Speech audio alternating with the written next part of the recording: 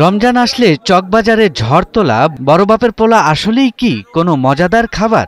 পুরান ঢাকার বাসিন্দারা কতটুকু পছন্দ করেন বড় বাপের পোলা? এখানে সবচেয়ে বড় আকর্ষণ আমরা খাই না বড় বাপের পোলা।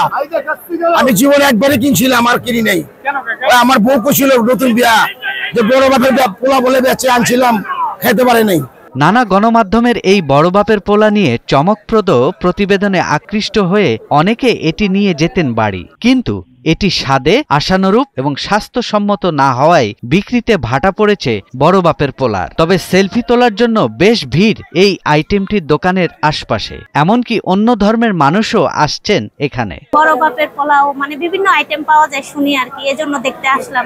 বড় বাপের পোলাই খাই বাদেও এই চকবাজারে অনেক ইফতার আইটেম আছে যেসবের আকর্ষণ আজও মানুষকে টেনে নিয়ে আসে এখানে।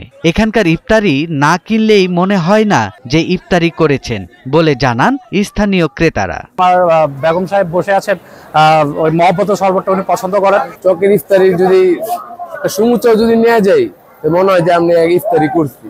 চকের ইফতারি ছাড়া না করলে মনে হয় না যে ইফতারি করছি। ঠিক আছে, আকর্ষণীয় সব ইফতারির মধ্যে শাহী জিলাপি, চিকেন রোস্ট, খাসির আস্ত পা, কোয়েল পাখি, শিক কাবাব, জালি কাবাব, চিকেন টিক্কা, বেগুনি, আলু চপ সহ নানা পদের ইফতার। শাহী কাবাব খেয়েছেন 52-53 বাজারে।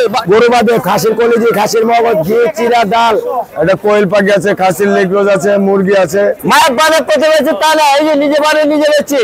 বাহারি এইসব ইফতার আইটেমের খোঁজে ঢাকার বিভিন্ন প্রান্ত থেকে ছুটে আসেন রোজাদাররা। তবে গেল বছরের তুলনায় দাম কিছুটা বেশি হলেও বেচাকেনা ভালোই চলছে বলে জানালেন বিক্রেতারা।